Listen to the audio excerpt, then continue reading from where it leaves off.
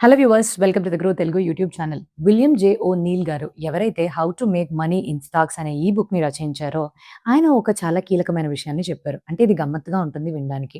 ఏదైతే స్టాక్స్ ఎప్పుడైతే ఖరీదుగా ఉంటాయో అండ్ వాటి వెనకాతల రిస్క్ ఇంకా ఎక్కువ కూడి ఉంటుందో, ఈ ఖరీదు ఎక్స్‌పెన్సివ్‌నెస్ అనేది ఇంకా పెరుగుతుంది.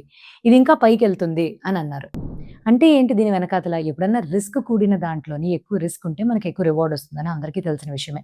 కానీ రిస్క్ ఎక్కువ ఉన్న చోట ఇంకా ఉండే ప్రైజెస్ అనేవి హైయర్‌గా వెళ్తున్నప్పుడు అసలు మనం దీనిపైన ఎటువంటి చెక్స్ అనేవి పెట్టుకోవాలి? చాలా ఇయర్స్ కన్సాలిడేషన్ ఫేజ్‌కి గురైన తర్వాత మనకి ఏదైనా ఒక స్టాక్‌లోని మంచిగా బ్రేకౌట్ వచ్చిందనంటే ఇమ్మీడియేట్‌గా మనం ఏం ఆలోచిస్తాం?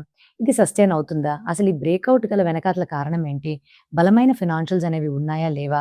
ఇదేదైనా వన్ టైమ్ వచ్చిందా? లేకపోతే మళ్ళీ ట్రెండ్ అనేది రివర్స్ అయిపోతుందా? ఇవన్నీ మనం ఆలోచిస్తూనే ఉంటాం. ఈ వీడియో ద్వారా 8 స్టాక్స్ ఏవైతే టెక్నో ఫండా స్టాక్స్ ఉంటాయో, అటువంటివి రీసెంట్‌గా బ్రేకౌట్స్‌కి గురైనవి అండ్ మొమెంటమ్ వెనకాతల గల కారణం ఏంటి? వాళ్ళ యొక్క భవిష్యత్తులో ఎదుగుదల అవకాశాలు ఎలా ఉన్నాయి? అండ్ వాళ్ళు ఎటువంటి సమస్యల్ని ఎదుర్కొంటున్నారనేది ఈ వీడియో ద్వారా మీ ముందుకు తీసుకురావడం జరుగుతుంది. అయితే మేము అప్లై చేసిన స్క్రీనర్‌లో గాని చూసినట్టయితే మార్కెట్ క్యాపిటలైజేషన్ 2,500 కోట్ల కన్నా ఎక్కువ. Current stock market or current stocks price వచ్చి దాని యొక్క 52 వీక్ హై కన్నా 10% తక్కువ ఉండే ప్రైజెస్‌లో ట్రేడ్ అవుతున్న స్టాక్స్‌ని ఎంచుకున్నాము. అండ్ అలానే దాని యొక్క current stock price 50 daily moving average and 200 daily moving average కన్నా ఎక్కువ ఉండే స్టాక్స్‌ని తీసుకున్నాం. సో, ఇలా మేము ఫిల్టర్ వేసి తీసినప్పుడు 182 స్టాక్స్ అనేవి వచ్చినాయి. కానీ దాంట్లోని 8 స్టాక్స్ గురించి చకచకా మీకు ఇప్పుడు ఈ వీడియో ద్వారా తెలిపేద్దామని మేము ముందుకొచ్చాం. ఇంకెందుకు ఆలస్యం వీడియోలోకి వెళ్ళిపోదామా? కానీ వెళ్ళడానికన్నా ముందు తెలుసు కదండీ! మీరు గాని మా గ్రో తెలుగు యూట్యూబ్ ఛానెల్‌కి ఇంకా సబ్స్క్రైబ్ చేసుకున్నట్టయితే వెంటనే బెల్ ఐకాన్‌ని క్లిక్ చేసుకోండి. ఎప్పటికప్పుడు మంచి ఇన్ఫర్మేషన్ అందిస్తూ ఉంటాం కదా! సో, కొత్త ప్రోత్సాహం అనేది మీ సైడ్ నుంచి కూడా తోడవ్వాలి.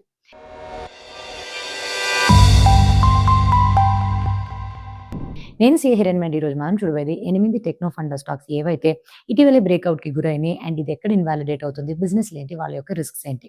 మొట్టమొదటి కంపెనీ స్టైలమ్ ఇండస్ట్రీస్. అక్టోబర్ 2024లో ఆల్ టైమ్ హైని చూసిన తర్వాత ఇటీవలే ఈ స్టాక్ బ్రేకౌట్‌కి గురైంది. అయితే 2431 కన్నా స్టాక్ ప్రైస్ పడిపోతే ఇన్వాలిడేట్ అయితే అయిపోతుంది. బిజినెస్ పరంగా చూస్తే వీళ్ళు మన దేశంలో డెకరేటివ్ లామినేట్స్, అలానే compact laminates and acrylic solid సర్ఫేసెస్‌ని తయారు చేసి అందిస్తున్నారు. అండ్ అలానే మన డొమెస్టిక్ మార్కెట్‌తో పాటు 80కి పైగా దేశాలకి వీళ్ళు ఎగుమతిని చేస్తున్నారు. ఎగుమతుల నుంచి 74% దాకా వీళ్ళకి ఆదాయం అనేది వస్తుంది. గత 4 సంవత్సరాల మధ్యలోని ఈ కంపెనీ యొక్క సేల్స్ 1.7 టైమ్స్ పెరిగితే నెట్ ప్రాఫిట్స్ అనేది 2.5 టైమ్స్ దాకా పెరిగింది. అండ్ అలానే గ్రౌత్ పరంగా ఎటువంటి అవుట్‌లుక్ ఉంది? ఎట్లాగా మేనేజ్‌మెంట్ వాళ్ళు ముందుకు వెళ్ళాలి అని అనుకుంటున్నారంటే జూలై 2020 నాటికల్లా వీళ్ళు ఏదైతే ప్లాంట్‌ని ఏర్పరచుకున్నారో 334 కోట్లని ఇన్వెస్ట్‌మెంట్స్ చేసి ఆ ప్లాంట్ అనేది ఆపరేషన్స్‌లోకి వస్తుంది. సో, ఆ ప్లాంట్ మొదలైన తర్వాత 2027 నాటికల్లా 250-300 కోట్ల మధ్యలో ఆదాయం అనేది వస్తుందని మేనేజ్‌మెంట్ వాళ్ళు భావిస్తున్నారు. ఇది నెక్స్ట్ ఫైనాన్షియల్ ఇయర్ 2028 కల్లా రెట్టింపయ్యి 600-700 కోట్ల మధ్యలోన ఆదాయం తెచ్చిపెడుతుందని అనుకుంటున్నారు. అండ్ ప్రెజెంట్‌గా ఈ సంవత్సరం ఈ కంపెనీ యొక్క ఆదాయం చూస్తే 1,129 కోట్ల దాకా వచ్చింది. అనంటే మేనేజ్‌మెంట్ యొక్క గ్రోత్ గైడెన్స్ వచ్చే 2 సంవత్సరాల పాటుగా దాదాపుగా రెవెన్యూ 20-25% మధ్యన పెరుగుతుంది. ఎబిడ్డా కూడా అలానే 20% కన్నా ఎక్కువ పెరుగుతుందని అంచనాలు వేసుకున్నారు. అండ్ ఇటీవలే ఈ కంపెనీ వాళ్ళు జపాన్‌కి సంబంధించిన ఐకా కోగ్యో అనే కంపెనీలో 27% స్టేక్‌ని సంపాదించి మన దేశంలో హెచ్‌పిఎల్ పేటెంటెడ్ వెర్షన్ ఈ టెక్నాలజీని ప్రవేశపెడదామని అనుకుంటున్నారు. కాకపోతే సమస్యలనేవి ఈ కంపెనీ స్టైలమ్ ఇండస్ట్రీస్ కూడా తప్పట్లేదు. మొట్టమొదటిది లామినేట్స్ యొక్క డిజైన్‌లో 1200 డిజైన్స్ కోసం అంటూ ఇన్వెంటరీని ఎక్కువ మొత్తంలోని వీళ్ళు స్టాక్ చేసి పెట్టుకున్నారు. ఇట్లా వీళ్ళు స్టాక్ చేసుకున్న ఇన్వెంటరీ అనేది ఎక్కువ త్వరగా అమ్ముడు పోవట్లేదు. ఇన్వెంటరీ టర్నోవర్ రేషియో అనేది తగ్గుతుందని కూడా చెప్పారు. అండ్ మూడవ ఇంపార్టెంట్ సమస్య ఏంటంటే 74% వీళ్ళకి ఆదాయం అనేది ఇతర దేశాల నుంచి వస్తున్నప్పుడు ఫారిన్ కరెన్సీ ఫ్లక్చుయేషన్స్ అనేవి ఉంటాయి కదా! అవి కూడా చూసుకోవాలి. Company number 2 GE shipping. GE shipping విషయానికొస్తే జూలై 2024లోని ఈ కంపెనీ ఆల్ టైమ్ హైని చూసిన తర్వాత ఇటీవలే బ్రేకౌట్‌కి గురైంది. అండ్ ఈ పర్టిక్యులర్ ట్రెండ్ కూడా రూ. 1,405 కన్నా స్టాక్ ప్రైస్ తగ్గిపోతే ఇన్వాలిడేట్ అయిపోతుంది. ఎటువంటి బిజినెస్‌లో ఉన్నారు. సో, వీళ్ళు మన దేశంలోని ప్రైవేట్ షిప్పింగ్ బిజినెస్‌లోని ఒక పెద్ద ప్లేయర్‌గా నిలిచారు. అండ్ వీళ్ళు మన దేశం మధ్యలో అండ్ ఇతర దేశాలకి crude oil, natural gas and ఇతర డ్రై కమోడిటీస్ అయిన ఐరన్ ఓర్ అండ్ కోల్‌ని కూడా సరఫరా చేస్తూ ఉంటారు. వీళ్ళకి ఎంత పెద్ద కెపాసిటీ ఆర్ ఎంత పెద్ద నెట్‌వర్క్ ఉంది అనంటే 39 షిప్పింగ్ వెసెల్స్‌తో పాటు 15 బల్క్ డ్రై కంటైనర్స్ అనేవి ఉన్నాయి. సో, అతి పెద్ద డైవర్సిఫైడ్ షిప్పింగ్ బేస్ అని చెప్పుకోవచ్చు. అండ్ వీళ్ళ యొక్క కెపాసిటీని మొత్తం వీళ్ళు తీసుకెళ్ళి స్పాట్ మార్కెట్స్‌లోని పెడుతూ ఉంటారు. సో, అక్కడ ఫ్రైట్ రేట్స్ పెరిగినప్పుడు లాభాల్ని పొందుతూ ఉంటారు. గత 5 సంవత్సరాల మధ్యలోని వీళ్ళకి వచ్చిన ఆదాయం 1.6 టైమ్స్ పెరిగితే వీళ్ళకొచ్చిన లాభాలు 3 రెట్లు పెరగడం చూసాము. అయితే వీళ్ళ మేనేజ్మెంట్ వాళ్ళు భవిష్యత్తులో ఎటువంటి ప్రణాళికలు ఉంటాయని నమ్ముతున్నారు అనంటే, ఈ పర్టిక్యులర్ కంపెనీ యొక్క బ్యాలెన్స్ షీట్‌లోని క్యాష్ బ్యాలెన్సెస్ ఎక్కువున్నాయి. $500 మిలియన్ దాకా ఉన్నాయి. అంటే ఇప్పుడు ఉండే పాతబడిన నావల్ని కూడా వీళ్ళు సొంతగా ఇంటర్నల్ అక్రూవల్స్ నుంచి వీళ్ళు మార్చుకొని ముందుకు తీసుకెళ్లగలరని నమ్ముతున్నారు. అండ్ రెండోది షిప్పింగ్ వెసెల్స్‌కి సంబంధించిన సెగ్మెంట్‌లోని ఆపరేటింగ్ డేస్ 80% పైగా కన్ఫర్మ్డ్‌గా ఉండడం వల్ల ఆదాయంకి ఎటువంటి డోకా లేదని చెప్తున్నారు.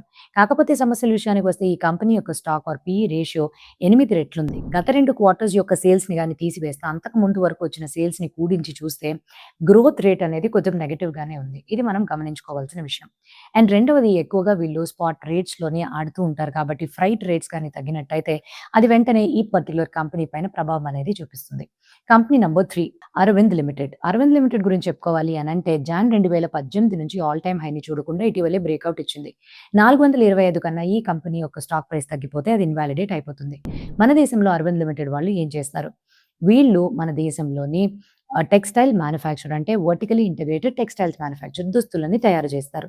ఎటువంటి దుస్తులను తయారు చేస్తారు? సో, వీళ్ళు ఏదైతే ఫ్యాబ్రిక్ నుంచి ఖరీదు చేసుకొని ఫైనల్‌గా కావాల్సిన దుస్తులు తయారీ వరకు మొత్తం గూడా వీళ్ళే చేస్తారు. సో, వీళ్ళు మన దేశంతో పాటుగా ఇతర దేశాలకు కూడా ఎక్స్‌పోర్ట్స్ అనేవి చేస్తారు. అండ్ వీళ్ళు కేవలం ఈ దుస్తులు తయారీ మాత్రమే కాకుండా అడ్వాన్స్డ్ మెటీరియల్స్ అయిన 2 రకాల సెగ్మెంట్స్‌లో కూడా ఆపరేట్ చేస్తున్నారు. హ్యూమన్ ప్రొటెక్షన్ సూట్స్‌ని తయారు చేయడం, ఇండస్ట్రియల్ ఫ్యాబ్రిక్స్‌ని తయారు చేయడం. వీళ్ళకు వచ్చే ప్రొడక్ట్ మిక్స్ గురించి గాని మనం ఆలోచిస్తే 74% వీళ్ళకి టెక్స్‌టైల్స్ సెగ్మెంట్ నుంచి వస్తే 19% వీళ్ళకి వచ్చే అడ్వాన్స్డ్ మెటీరియల్స్ నుంచి and 7% other construction and development నుంచి వస్తుంది. సో, ఈ కంపెనీ ఫైనాన్షియల్స్ పరంగా గాని చూస్తే గత 4 సంవత్సరాల మధ్యలోని సేల్స్ 1.2 టైమ్స్ పెరిగితే నెట్ ప్రాఫిట్స్ అనేది 1.7 టైమ్స్ పెరిగింది. అండ్ అదే టైంలోని గ్రోత్ అవుట్‌లుక్ పరంగా చూస్తే ఏదైతే గార్మెంటింగ్ సెగ్మెంట్ అండ్ వీళ్ళకి అడ్వాన్స్డ్ మెటీరియల్ సెగ్మెంట్‌లోని 450-500 కోట్ల దాకా ఏదైతే వాళ్ళు సొంతగా సంపాదించుకునే ఇంటర్నల్ క్యాష్ ఫ్లోస్ నుంచి ఖర్చు చేస్తున్నట్టుగా తెలుస్తుంది. ఇక్కడ ఇంకా ఎక్స్‌పాండ్ చేయాలి బిజినెస్‌ని అనంటూ. అండ్ ఇటీవలే మార్చ్ 2026 క్వార్టర్‌లోని యూఎస్‌కి చెందిన కంపెనీ అయిన డాల్కో జీఎఫ్టీని $136 మిలియన్‌తో కొన్నారు. సో, ఇలా కొనడం వల్ల ఈ అక్విజిషన్ ద్వారా యూఎస్ యొక్క ఆటోమొబైల్ అండ్ ఇండస్ట్రీ మార్కెట్‌లోకి ఎంటర్ అవ్వడంతోటి మేనేజ్మెంట్ వాళ్ళు ఇక్కడ ఎలా కాదనుకున్న 10-12% దాకా ఆదాయం అనేది ఓపెన్ అవుతుందని గట్టిగా నమ్ముతున్నారు. అయితే వీళ్ళు ఎదుర్కోవాల్సిన రిస్క్స్ ఎలాగున్నాయి? Cotton yarn or cotton fibre ఏదైతే వీళ్ళ యొక్క మెయిన్ రా మెటీరియల్ అవుతుందో దాని యొక్క ప్రైసెస్ ఫ్లక్చుయేట్ అవ్వగానే వెంటనే ఆ ప్రభావం వీళ్ళ యొక్క మార్జిన్స్ పైన పడిపోతుంది. అలానే అరవింద్ లిమిటెడ్ వాళ్ళకి చాలా రకాల సబ్సిడరీస్ ఉన్నాయి. మిగతా సబ్సిడరీస్ అన్ని కూడా లాస్ మేకింగ్‌గా ఉండడం వల్ల కన్సాలిడేటెడ్ వాల్యూలోని ప్రాఫిట్ యొక్క మార్జిన్స్ తగ్గిపోతున్నాయి. Arvind sports fashion and Arvind అపారెల్‌ని గాని మనం తీసుకొని చూసినట్టయితే 4-6% ఇక్కడే మనకి టోటల్ కన్సాలిడేటెడ్ ప్రాఫిట్స్ మీద లాగ్ అనేది తెలుస్తుంది. Company number 4 Krishana Foskem. వాళ్ళు ఆగస్ట్ 2025లోని ఆల్ టైమ్ హైని రీచ్ అయిన తర్వాత ఇప్పుడు మళ్ళీ ఒక కొత్త బ్రేక్‌ఔట్ దిశలోని వెళుతున్నారు. అయితే ఈ పర్టిక్యులర్ ప్రైస్ ₹556 కన్నా తగ్గితే ఇన్వాలిడేట్ అయిపోతుంది. ఎటువంటి బిజినెస్‌లో ఉన్నారు? సో, వీళ్ళు మన దేశంలోనే అత్యంత పెద్ద ఫెర్టిలైజర్ మ్యానుఫ్యాక్చరింగ్ కంపెనీగా నిలిచారు. అండ్ అతి తక్కువ కంపెనీలు ఏవైతే సొంతగా sulphuric acid and phosphoric acid తయారు చేస్తారో ఆ కంపెనీస్‌లోనే ఒకటిగా నిలిచి వాళ్ళ యొక్క ప్రొడక్షన్ కాస్ట్‌ని తగ్గించుకున్నారు. అయితే ఈ కంపెనీ యొక్క సేల్స్ ఎలాగుంది? గత 4 సంవత్సరాలు చూస్తే 7 రెట్లు సేల్స్ పెరిగినా ప్రాఫిట్స్ అనేవి 6 రెట్లు మాత్రమే పెరిగినాయి. ఎందుకు ప్రాఫిట్స్ తగ్గిపోయినాయి అనంటే ప్రొడక్ట్ మిక్స్ చేతన అండ్ వీళ్ళు వ్యవసాయానికి కావాల్సిన ఫెర్టిలైజర్స్‌ని తయారు చేస్తున్నారు కాబట్టి సైక్లికల్ ఇండస్ట్రీస్‌లో వ్యవహరిస్తున్నారు. ఇలాంటి సైక్లికల్ ఇండస్ట్రీస్‌కి గాని చూసుకున్నట్టయితే మార్జిన్స్‌లో ఎక్కువ కంప్రెషన్ అనేది ఉంటుంది. సో, గ్రోత్ పరంగా మేనేజ్మెంట్ వాళ్ళు ఏం చెప్తున్నారు? NPK and DAP fertiliser capacity ఏదైతే ఉందో ఇప్పుడున్న దానికన్నా 50% ఇంకా ఎక్కువగా మేము పెంచుకోవాలి అని అంటున్నారు. సో, దీని యొక్క ప్రభావం 4,95,000 మెట్రిక్ టన్స్ పర్ యానమ్‌కి వాళ్ళ కెపాసిటీని పెంచుకుంటారు. సో, ఇలా పెంచుకుంటే వాళ్ళకి వచ్చే ఆదాయం వచ్చే సంవత్సరం నుంచి 35-40% దాకా పెరుగుతుందని వాళ్ళు చాలా గట్టిగా నమ్ముతున్నారు. అదే టైంలోని ఫెర్టిలైజర్ బిజినెస్‌లోని రావాల్సిన సబ్సిడీస్ డిలే అవ్వడం వల్ల వీళ్ళకి రావాల్సిన రాబడి రిసీవబుల్స్ అనేవి పెరిగిపోయినాయి. 2026లోని బ్యాలెన్స్ షీట్‌లో రిసీవబుల్స్ అంతకుముందు సంవత్సరంతో పోలిస్తే 89% పెరగడం చూశారు. అండ్ ఇదే కంపెనీ యొక్క డెట్ ఈక్విటీ రేషియో 1 కన్నా ఎక్కువ ఉంది. ఇన్వెస్టర్స్‌గా మీరు దానిపైన ఒక కన్నేసి ఉంచాలి. అండ్ అలానే వీళ్ళకి కావాల్సిన అమోనియా అండ్ సల్ఫర్ ఏదైతే మిడిల్ వెస్ట్ దేశాల నుంచి వస్తుందో అటువంటి చోట్ల సమస్యలు జరగడం వల్ల ప్రైసెస్ ఫ్లక్చుయేట్ అయ్యి మార్జిన్స్ మీద ఎఫెక్ట్ అనేది పడిపోతుంది. Company number 5 Vardhman textiles. So, Vardhman textiles యొక్క జాన్ 2022 తర్వాత ఈ పర్టిక్యులర్ కంపెనీ యొక్క బ్రేక్‌ఔట్ అనేది ఇప్పుడే మనం చూస్తున్నాము. అండ్ ఈ ప్రైస్ అనేది ₹546 కన్నా తగ్గితే అది ఇన్వాలిడేట్ అయిపోతుంది. వీళ్ళేం చేస్తారు? అరవింద్ లిమిటెడ్ వాళ్ళలాగే వీళ్ళు కూడా మన దేశంలోని వర్టికల్‌గా ఇంటిగ్రేట్ అయిన ఒక దుస్తులు టెక్స్టైల్ మ్యానుఫ్యాక్చరింగ్ కంపెనీ. అయితే వీళ్ళకి 65% వచ్చే ఆదాయం ఏదైతే ఉందో యార్న్ నుంచి అంటే కాటన్ థ్రెడ్ నుంచి అమ్మకాల నుంచి వస్తుంది. 35% వీళ్ళు తయారు చేసే ఫినిష్డ్ క్లాత్ మెటీరియల్ అమ్మకాల అమ్మకాల ద్వారా వస్తుంది. అండ్ అదే టైంలోని వీళ్ళు 44% ఆదాయం అనేది ఎగుమతుల నుంచి ఎక్స్‌పోర్ట్స్ ద్వారా వస్తుంది. అండ్ వీళ్ళు దాదాపుగా 75 కంట్రీస్‌కి ఎక్స్‌పోర్ట్స్ చేస్తున్నారు. ఫినాన్షియల్స్ పరంగా గాని చూస్తున్నట్టయితే ఈ పర్టిక్యులర్ కంపెనీ గత 4 సంవత్సరాల్లోని వీళ్ళకి వచ్చిన ఆదాయం అనేది ఫ్లాట్‌గా ఉన్నప్పటికీ ప్రాఫిట్స్ అనేవి తగ్గిపోతున్నాయి. అదేంటి ఇలా తగ్గిపోతున్న కంపెనీని మళ్ళీ బ్రేకౌట్స్ ఇస్తుంది అని చెప్పి మా ముందుకు తీసుకొస్తున్నారు అనంటే, ఇక్కడ 3 విషయాలనేవి మనం నోట్ చేసుకోవాలి. మొట్టమొదటిది యాన్ యొక్క బిజినెస్. ఈ యాన్ యొక్క బిజినెస్ అనేవి మళ్ళీ చాలా అవకాశవంతంగా, ఆప్టిమిస్టిక్‌గా తయారైంది. సో, యాన్ యొక్క స్ప్రెడ్ అంటే దీని యొక్క సెల్లింగ్ ప్రైస్ నుంచి కాస్ట్ ఈ రెండిటి మధ్యలో ఉండే స్ప్రెడ్ ఇటీవల $0.6 నుంచి $0.9 మధ్యలో పెరిగింది. సో, ఎంతలా పెరుగుతుంది అనంటే ఎక్స్‌పోర్ట్ మార్కెట్ కానివ్వచ్చు, చైనా నుంచి వచ్చే డిమాండ్ కావచ్చు, ఈ కాటన్ యాన్‌కి చాలా ఎక్కువ ఉండడం వల్ల ప్రైజెస్ అనేవి కూడా పెరుగుతుంది డిమాండ్ వల్ల. అండ్ మూడవ ముఖ్యమైన విషయం ఏంటంటే 1,10,00,000 నుంచి 1,20,00,000 దాకా స్పిన్నింగ్ మిల్స్ ఏవైతే ప్రపంచవ్యాప్తంగా ఉన్నాయో షట్ డౌన్ చేయడం వల్ల ఇప్పుడు ఎవరైతే ప్లేయర్స్ ఉన్నారో వాళ్ళకి మిగతా డిమాండ్ అంతా ఒకేసారి వెళ్ళిపోవడం వల్ల సప్లై టైట్ అవ్వడం వల్ల ఇది కూడా ఒక అవకాశంగా మారుతుంది. ఎటువంటి ప్రణాళికలు వేసుకున్నారు? సో, ఈ కంపెనీ వాళ్ళు మేము ఇంకా ముందుకు వెళ్ళాలి, మోడర్నైజ్ చేసుకోవాలంటూ 1,200 కోట్లని క్యాపిటల్ ఎక్స్‌పెండిచర్ పరంగానే ఖర్చు పెడదాము అని అనుకుంటున్నారు. అండ్ దీంట్లో 90% వరకు 2026 క్వార్టర్ 4 కల్లా పూర్తయింది. ఇంకో 10% వచ్చే 6-8 నెలల మధ్యలో పూర్తవుతుందని నమ్ముతున్నారు. కాకపోతే ఇక్కడ ముఖ్యమైన సమస్య వీళ్ళు ఎదుర్కోవాల్సింది ఏంటి అనంటే ఈ కాటన్‌ని కొనడానికి ఇంపోర్ట్ చేసుకుంటే 11% ఇంపోర్ట్ డ్యూటీ పే చేయాల్సొస్తుంది. మన దేశంలో డొమెస్టిక్ మార్కెట్‌లో చూద్దామంటే మినిమమ్ సపోర్ట్ ప్రైస్ ఎంఎస్‌పీ యొక్క కాన్సెప్ట్ వల్ల అక్కడ కూడా ఇది ఖరీదుగానే ఉంటుంది. సో, రా మెటీరియల్స్ పెరిగినప్పుడు ఆ ఎఫెక్ట్ అనేది మార్జిన్స్ పైన పడిపోతుంది కదా! Company number 6 RR Kabel. RR Kabel. November 2023లోని అప్పుడు ఆల్ టైమ్ హైని దాటుకొని ఇప్పుడు మళ్ళీ బ్రేక్‌ఔట్స్ ఇచ్చినాయి. సో, ఇది ₹1,750 కన్నా తగ్గిపోయినట్టయితే ఈ పర్టిక్యులర్ బ్రేక్‌ఔట్ అనేది ఇన్వాలిడేట్ అయిపోతుంది. ఎటువంటి బిజినెస్‌లో ఉన్నారు? మన దేశంలో వైర్స్ అండ్ కేబుల్స్ తయారీలో 4వ స్థానంలో ఉన్నారు. వీటితో పాటుగా ఫాస్ట్ మూవింగ్ ఎలక్ట్రానిక్ గూడ్స్ అయిన ఫ్యాన్స్, స్విచెస్ అండ్ అప్లయెన్సెస్‌ని తయారు చేస్తున్నారు. ఆదాయం ప్రొడక్ట్ మిక్స్ పరంగా చూస్తే 90% వైర్స్ అండ్ కేబుల్ సెగ్మెంట్ నుంచి వస్తే 10% ఫాస్ట్ మూవింగ్ ఎలక్ట్రానిక్ గూడ్స్ అమ్మకం నుంచి వస్తుంది. అండ్ అలానే వీళ్ళు ఇతర దేశాలకి ఎగుమతులు చేయడం ద్వారా ఒక 74 దేశాలకి ఎగుమతి చేయడం ద్వారా 26% వీళ్ళకి ఆదాయం అనేది వస్తుంది. అండ్ నెక్స్ట్ ఈ కంపెనీకి గత 4 సంవత్సరాలు ఫినాన్షియల్స్ గాని తీసి చూసినట్టయితే వాళ్ళ యొక్క సేల్స్ అండ్ నెట్ ప్రాఫిట్ రెండు కూడా 2.2 టైమ్స్ అనేవి పెరిగినాయి. సో, వీళ్ళు ఏం చేయబోతున్నారు అంటే భవిష్యత్తులో ఎటువంటి ప్రణాళికలు చెప్తున్నారు వీళ్ళ యొక్క మేనేజ్మెంట్ అని చూస్తే ఎబిడ్డా 2.5 టైమ్స్ పెరిగింది. అండ్ ఎబిడ్డా మార్జిన్స్ కూడా డబుల్ డిజిట్ గ్రోత్‌ని చేరుకోవాలి 2028 మధ్యలో అని అనుకుంటున్నారు. ఇలా చేరాలి అని అంటే ఎంతో కొంత క్యాపిటల్ ఎక్స్‌పెండిచర్ చేయాలి గదా! సో, ఈ 2 సంవత్సరాల పాటు 2026 నుంచి 28 మధ్యలోని ఇంత మాత్రం వాళ్ళు ఎబిడ్డాని పెంచుకోవాలి అని అంటే దాదాపుగా 1,200 కోట్లని అందులో వేస్తాము. క్యాపిటల్ ఎక్స్‌పెండిచర్ దిశగా కేటాయించాము అని చెప్తున్నారు. అండ్ మేనేజ్మెంట్ వాళ్ళు భవిష్యత్తులోని వైర్స్ అండ్ కేబుల్స్ యొక్క కాంపౌండెడ్ యాన్యువల్ గ్రోత్ రేట్ ఖచ్చితంగా 18% ఉంటుంది. అండ్ అప్లయెన్సెస్ అండ్ ఇతర ఫాస్ట్ మూవింగ్ ఎలక్ట్రానిక్ గూడ్స్‌కి మాత్రం వస్తే 25% కాంపౌండెడ్ యాన్యువల్ గ్రోత్ అనేది ఉంటుందని నమ్ముతున్నారు.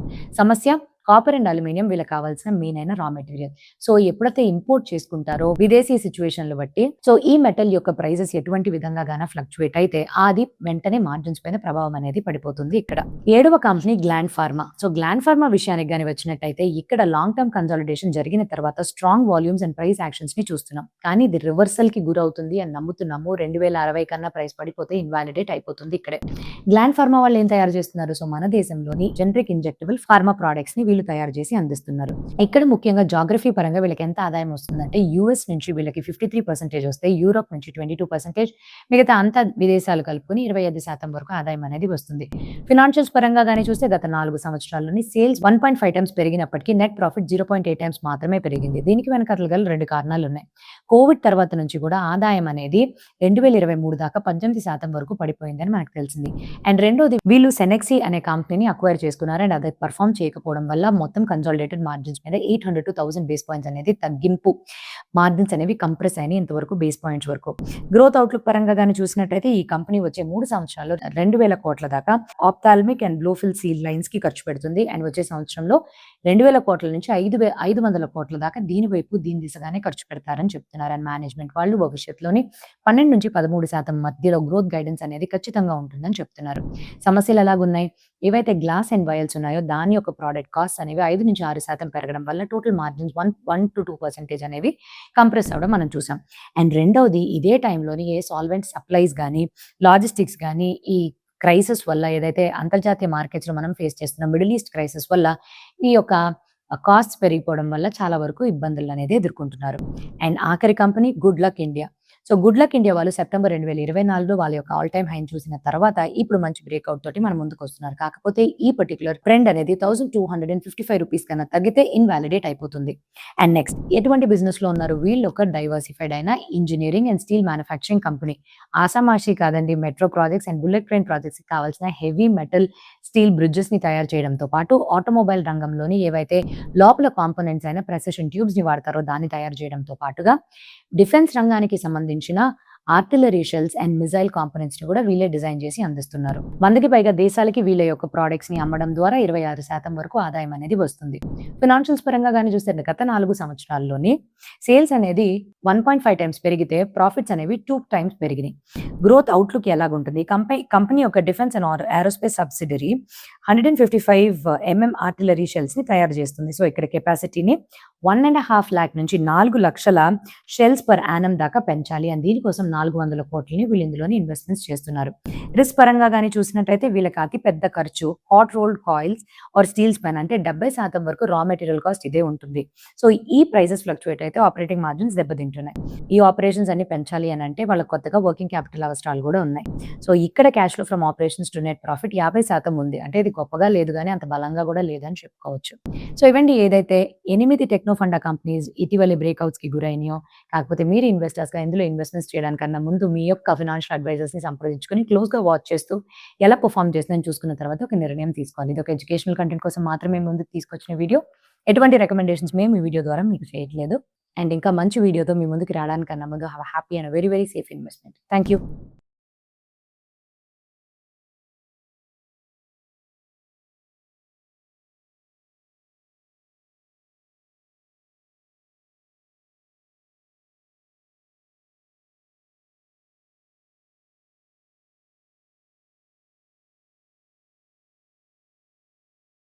Investment in securities market are subject to market risks. Read all the related documents carefully before investing. Please read the risk disclosure documents carefully before investing in equity shares, derivatives, mutual fund, and or other instruments traded on the stock exchanges.